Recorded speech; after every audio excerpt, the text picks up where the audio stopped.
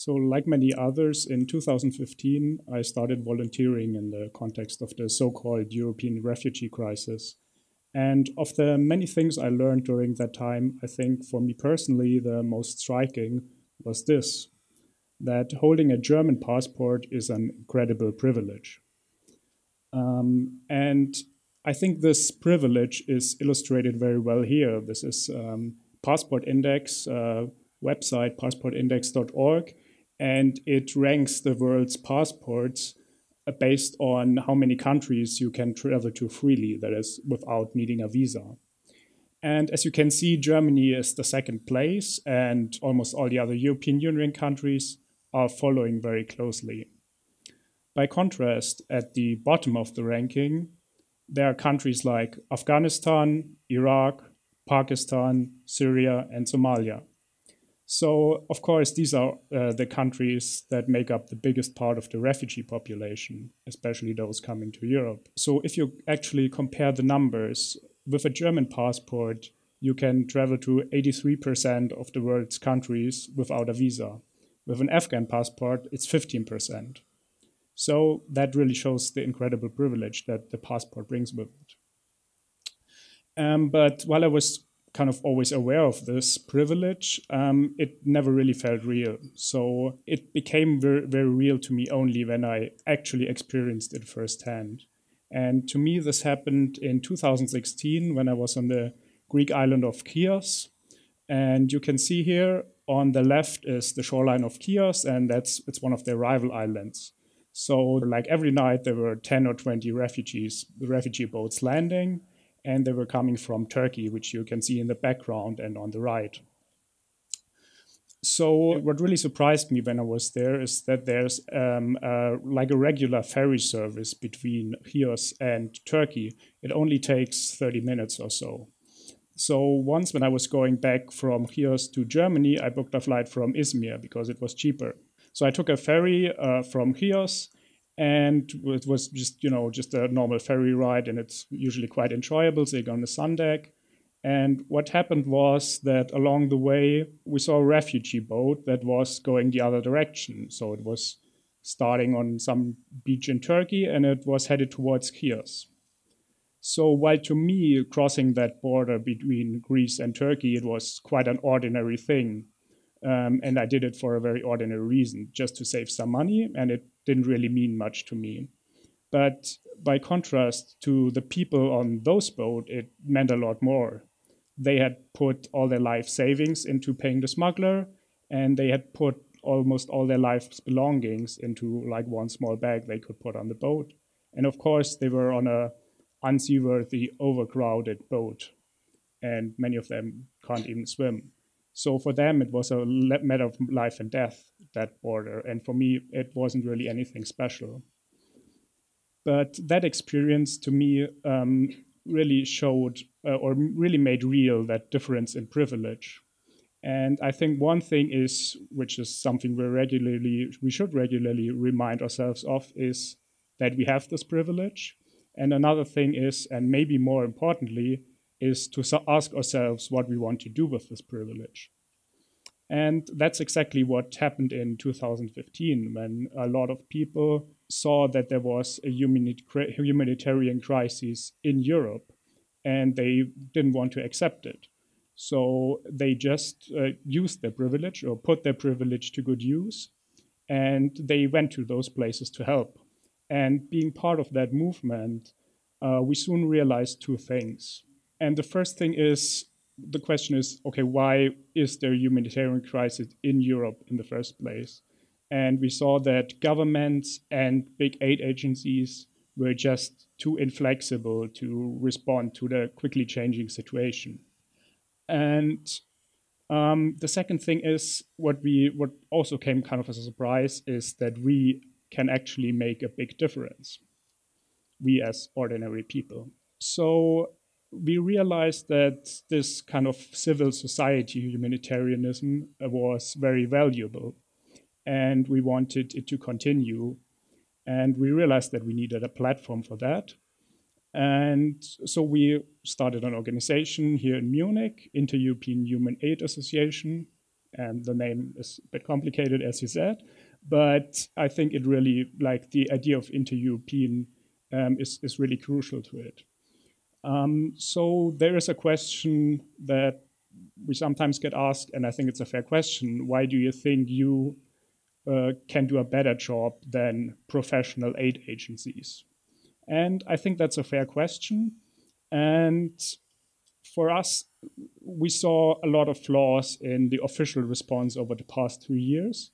And that's exactly what we want to do better.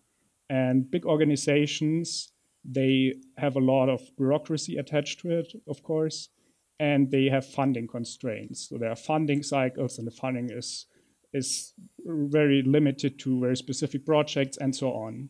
So we wanted to do not the opposite maybe, but we wanted to do those things better because we were just smaller and more agile. So we wanted to have flexible funding, and we wanted to be able to respond quickly and try a different approach. So that flexibility was really needed a lot, I think, and that was obvious in 2015. As you can remember probably from the media coverage, the borders and the routes changed like almost on a weekly basis. So the flexibility really was key back then. But what about now? So it seems like, especially if you think like there's a lot of attention on the central Mediterranean, but looking at the Balkans or at Greece, it seems like, or if there's anything in the media, it's like, yeah, the situation is managed, the situation is under control. So we are actually working on the ground in Greece since 2.5 years, and this is not quite the case. So what actually happened this year is that a lot of people, a lot of refugees started crossing the Evros River, which is on the border. Yeah, so this is the map, which is on the land border between Turkey and Greece, as you can see it here in the north. And you can see there are a number of crossing points where people are crossing that land border. And so in spring this year, for the first time, a lot of people, 3,600 in April alone, were crossing that land border. And it was for the first time more people crossing the land border than the sea border on the Greek islands, which you see further south. So what this meant is that most of the kind of reception and registration centers, all of these facilities, which were built in the context of the crises, are located on these islands. In the north, on the land border, there's only one very small facility. So when for the first time a lot of people arrived there, what happened is that this facility was quickly overwhelmed.